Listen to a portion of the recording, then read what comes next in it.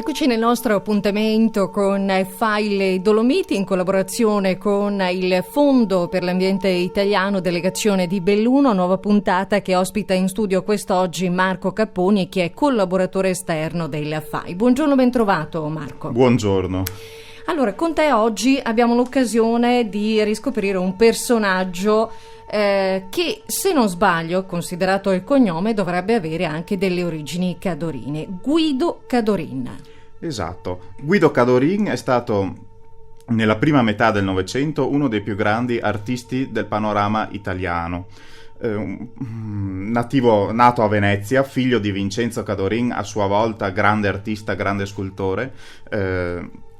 Cadorin ha lasciato in Italia, diciamo così, un ampio ventaglio di opere, soprattutto nell'ambito del mosaico e dell'affresco e della pittura ad olio. A tracciarne un breve profilo biografico è la figlia Ida Barbarigo Cadorin, in un'intervista lasciata qualche anno fa per lo Specchio della Stampa. Mi piace ricordare, insomma, il ritratto, il volto di Cadorin proprio attraverso le parole di sua figlia, che dice così: «Mio padre era un grande amico di tutti i pittori veneti del momento. Aveva lavorato per Pirandello, scenografie per Pirandello, e un grande manifesto per Marta Abba. Al Vittoriale era di casa e ci portava noi bambini. Noi eravamo terrorizzati perché sapevamo che D'Annunzio odiava i bambini, sostanzialmente, quindi c'era anche questo sentimento un po' particolare.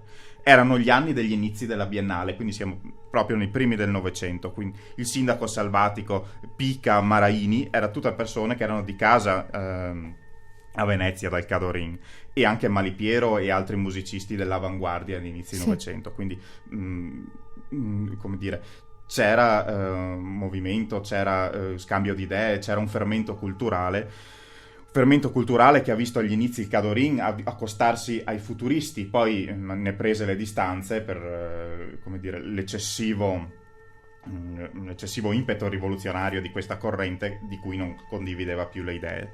Ecco, questo staccarsi dai futuristi, dice la figlia Ida, fu in parte la sua condanna. Ecco, in realtà Cadorin lasciò in Italia grandi opere, lo stesso, cioè trovò della committenza. Pensiamo per esempio all'abside di San Giusto a Trieste, il mosaico, pensiamo agli affreschi nel Tribunale di Milano, ecco. E anche qui in provincia di Belluno da noi ha lasciato l'ultimo ciclo di affreschi, una grande opera che gli fu commissionata nel 1945 da Monsignor Giacomo Vietzer, arciprete di Cadola. La chiesa di Cadola, inaugurata il 23 dicembre del 1866, conobbe durante la Seconda Guerra Mondiale dei pesanti bombardamenti che la danneggiarono. Fu ristrutturata da un punto di vista architettonico e poi l'arciprete decise di arricchirla con qualche cosa di nuovo, qualche cosa di grande. Don Giacomo era un noto amante dell'arte e si consultò con gli amici per dire che cosa potrei fare. Tutti volevano dissuaderlo, primo perché non avrebbe mai trovato i finanziamenti, diciamo così, e secondariamente perché poi bisognava anche trovare un artista che fosse all'altezza del compito. Certo. Cioè, in una chiesa che contiene tele del Frigimelica, una pala d'altare di Cesare Vecellio, doveva esserci qualche comunanza con le opere già presenti. Esatto, non poteva entrare il primo pallino, diciamo così, no? Occorreva un artista grande e qualcuno, Don Giacomo, in una pubblicazione di 34 anni fa, ha raccontato anche la storia e quindi ricorda anche i nomi. Qualcuno, diciamo così, gli ha consigliato di rivolgersi al Cadorin di Venezia, professore di tecnica dell'affresco e professore di storia dell'arte all'Accademia delle Belle Arti di Venezia. Il Monsignore contatta il maestro è riluttante. Alla fine però opera questo di convincimento, dialogo, diciamo, porta. Vince le ritrosie e può finalmente descrivere il tema. Fine del 45, Monsignor Giacomo Vietzer va a Venezia e dice a Cadorin: il tema generale è l'esaltazione della Madonna, Madre di Dio e degli uomini. e poi scende nei particolari. Quali episodi della vita di Maria vengono raccontati, possiamo vedere affrescati nel ciclo di Cadola? L'Annunciazione, Sì. L'Immacolata, l'Assunzione della Vergine, i profeti maggiori che hanno visto, diciamo così, e parlato della Madonna nei loro scritti, l'adorazione dei pastori, e immenso è il pannello della crocifissione, sul quale Cadorin appose anche la firma a suggellare il ciclo di affreschi, per richiamare poi che all'interno della chiesa c'è questa opera straordinaria. Vietzer suggerì al Cadorin di dipingere qualche cosa sopra la porta principale che dà sulla strada, e troviamo una deposizione dalla croce. Insomma, quindi questo è l'introduzione, diciamo, quel lavoro che ci sarà poi all'interno, esatto, e che possiamo vedere all'interno della chiesa di Cadola. È un richiamo, come dire, sì, alla persone che transitano sull'Alemagna: fermatevi e entrate a vedere che cosa c'è. Incredibile. Però anche il papà di Cadorin, diciamo, ha un suo peso, una sua importanza ben nota e conosciuta nel nostro territorio, perché ha lasciato anche lui diverse opere. Esatto, nella chiesa di Cadola in particolare ha lasciato la porta del tabernacolo fusa in argento, dove è rappresentata anche lì una deposizione di Cristo dalla croce, sostanzialmente. Questo è il tema fondamentale, che quindi c'è anche un parallelo possiamo vedere lo stesso tema, è bello anche questo, rappresentato sia dal padre che dal figlio nello stesso luogo di culto, sostanzialmente. È bello perché possiamo ricordare anche degli aneddoti, cioè molte persone che adesso hanno una certa età, però all'epoca erano bambini, e ricordano la realizzazione degli affreschi, le impalcature che poi erano state messe da maestranze locali. La leggenda vuole che il Cadorin abbia fatto tutto da solo, in realtà aveva degli assistenti che si era portato, tra i quali la stessa figlia Ida, il di lui fidanzato e grande artista anche lui della seconda metà del Novecento, Zoran Music, che è morto qualche anno fa, oltretutto, appena tornato dal campo di prigionia, come dire, andò a Venezia per riprendere la voglia di dipingere, per riprendere gli studi di pittura, e il Cadorin gli disse: vieni con me a Cadola a darmi una mano, e quindi alloggiarono presso